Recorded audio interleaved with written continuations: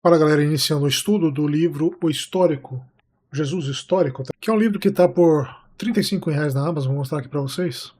Livro interessante, só que muito insuficiente, 448 páginas, só que eu vou te falar que 100 páginas aqui aproveita desse livro, tá?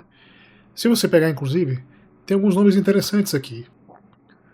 Prefácio do N.T. Wright, a gente tem o Paul Anderson, tem o Craig Bloomberg, a gente tem o Craig Evans, a gente tem o Hurtado, tem o Licona, Scott McKnight, tem o Daniel Wallace. Então assim você imagina, nossa, eu vou comprar um livro espetacular, né? Mas infelizmente eu acho que esse livro ele foi direcionado para um público de igreja. Isso significa o quê? Que é um público que busca aquele coaching espiritual, né? A famosa edificação espiritual, que é muito criticada pelo N.T. Wright, pelo James Dunn. E eu acho que essa crítica é válida, porque você precisa enfrentar os temas espinhosos dentro do estudo do Jesus histórico, sob pena de você ficar em cima do muro. E, a meu ver, a maioria aqui ficou em cima do muro. Vou ser bem sincero. Pouca coisa aqui prestou. Não é o caso do estudo do sepultamento de Jesus, tá? Página 309. Aqui no sepultamento eles vão afirmar, dentro da linha do livro, de que há sim pertinência histórica no sepultamento de Jesus. Eles vão fazer isso contrapondo à afirmação do John Dominic Crossan, de 1994, de que Jesus teria ficado pendurado na cruz e ao terceiro dia, depois do corpo apodrecido, teria sido comido pelos cães. Ou porcos, né? Em outras literaturas a gente tem a ideia de porcos. Daí a ideia, inclusive, hoje refletida no judaísmo e no islamismo, por que não? Da sujeira que compõe os animais cão e porco. Tá? Eram animais considerados sujos. E, ok, a afirmação do Crossan, a meu ver, tem alguns problemas, e aqui eu gostaria apenas de trazer essa reflexão, porque eu vou fazer depois estudos sobre os livros do John Dominic Crossan. Primeiro que ele fala isso em 1994. Se você pesquisar no YouTube, você vai ver que tem historiador aí dizendo que essa visão do Crossan é uma visão nova. A meu ver, se você traz isso em 1994 e debatido de forma incessante durante todo esse tempo, não tem novidade alguma. E pior, se você fala que você diz isso, que Jesus ficou apodrecendo na cruz por 3 dias, depois comido pelos cães, se você fala isso enquanto novidade sua, inclusive, de uma pesquisa pessoal sua, pior ainda. Ao meu ver, você está tentando esconder que, na verdade, foi um outro autor muito relevante, como Crossan, e extremamente respeitado, que trouxe essa visão. Então, por que você faz isso, né? Por que você, enquanto historiador do YouTube, esconde essa informação de que, na verdade, foi o Crossan que trouxe essa ideia em 1994? E por que você se lança como alguém que traz essa ideia enquanto algo original? Não sei. Estranho, né? Será que aí a gente está tentando fazer uma desvinculação de imagem? Será que você não quer ficar vinculado ao Crossan porque você passaria a ideia de que você, na verdade, foi influenciado pelo Crossan? E aí vai o questionamento. Qual que é o problema de você se dizer influenciado por alguém como o Crossan, que é tão respeitado na academia? Não, então, assim, seja mais sincero consigo mesmo e assuma que você está, sim, se inspirando no... É mais honesto com os seus leitores, com o seu público, né? O Crossan, ele trata a estrutura, essa ideia da seguinte forma, isso é dito na página 317, de que toda a paixão de Cristo, todo o roteiro da paixão de Cristo é uma construção teológica. E ele faz isso com base no critério da profecia historicizada. E o que é isso? É você trazer na narrativa atual aquilo que foi tratado enquanto profecia no passado, adequando a narrativa à profecia. Então você traz ao leitor e ao ouvinte a ideia de que a profecia foi confirmada, quando na verdade você está alterando os fatos para que você faça os fatos caberem na profecia, sejam quais elas forem. E isso ocorre não só em textos bíblicos do Novo Testamento, mas em outros textos também, tá? Vou tratar isso em outro livro, em outro vídeo, quer dizer. O John Dominic Crossan trata então toda a paixão como teologia. E quando a gente fala teologia, algo é teologia é porque exclui a ideia de hipótese histórica.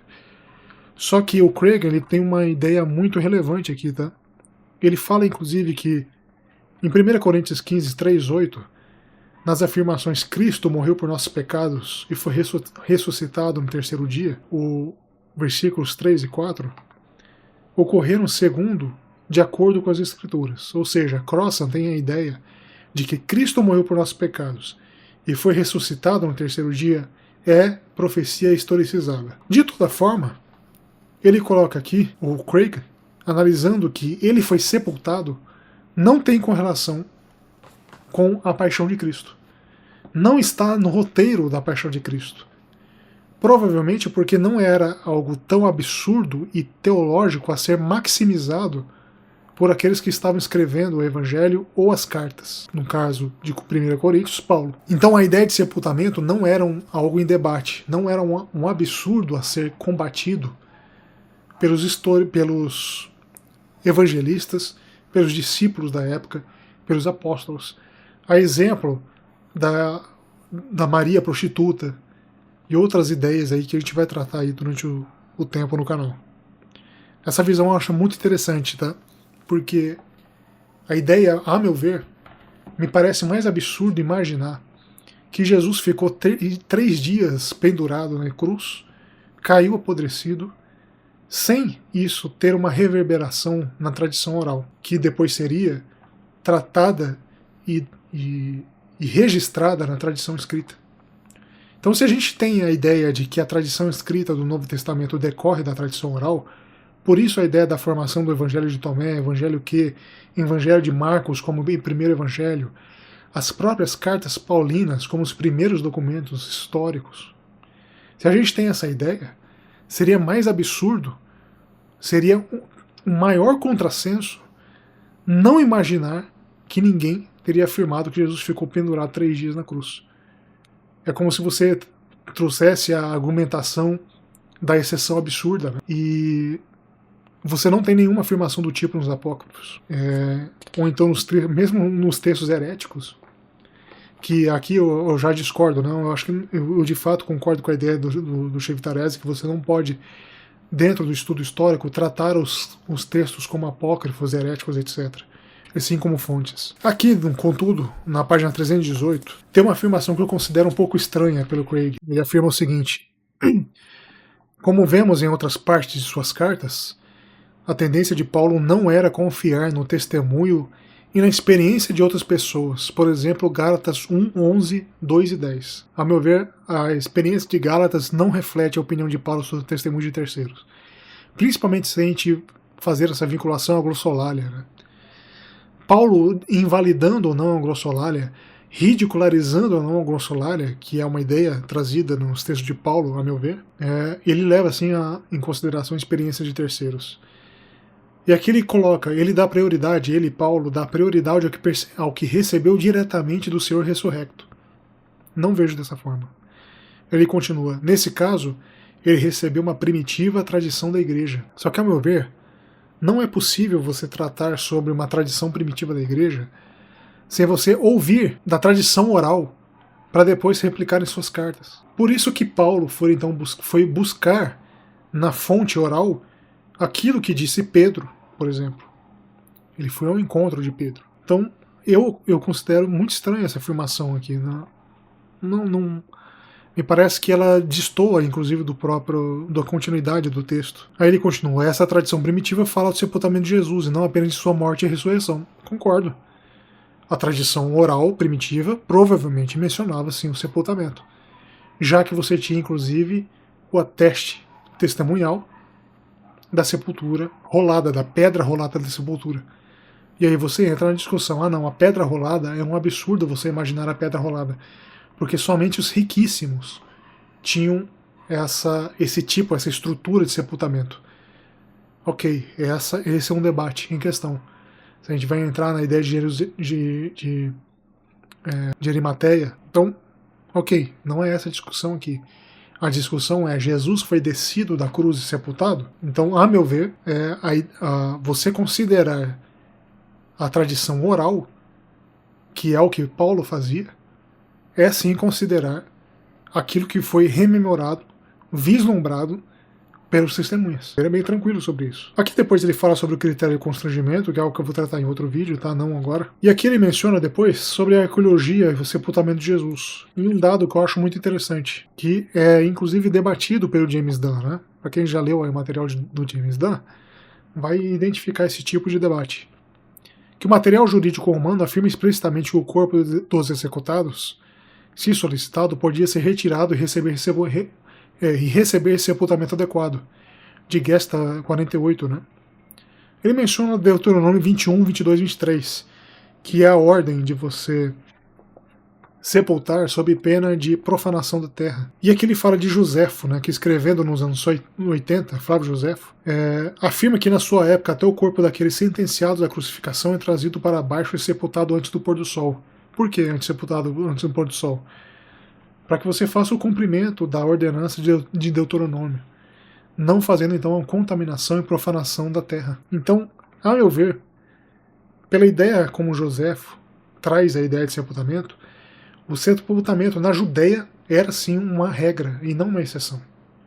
O sepultamento na Judéia era regra. Não significa que nas outras regiões dominadas pelo Império Romano não fosse então uma exceção. Talvez sim em outras regiões os corpos fossem deixados para serem apodrecidos. Só que não na Judéia, principalmente pela ordenança de Deuteronômio. Apenas para que vocês se situem, Deuteronômio afirma o seguinte: se um homem culpado de um crime que mereça a morte for morto e pendurado no madeiro, não deixem o corpo no madeiro durante a noite. Sepultem-no naquele mesmo dia. Tá? Na conclusão, ele coloca o seguinte, perto da conclusão, na verdade: o registro escrito é unânime ao afirmar ou assumir que durante períodos de paz na terra de Israel, aos executados era dado o sepultamento adequado. A evidência arqueológica apoia o registro escrito, e aqui ele menciona a imagem do sujeito que foi então enterrado depois, sepultado, depois de crucificado. E é esta imagem aqui do prego retorcido, transfixado, né, no osso, no calcanhar do sujeito.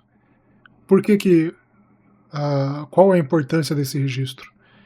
Que havia sim a ideia de sepultamento pós-crucificação. E essa ideia de sepultamento pós-crucificação talvez indicasse que pela estrutura religiosa da época na Judéia, haveria o costume natural de sepultamento por cumprimento da regra de Deuteronômio. Eu vou deixar só esse vídeo por aqui.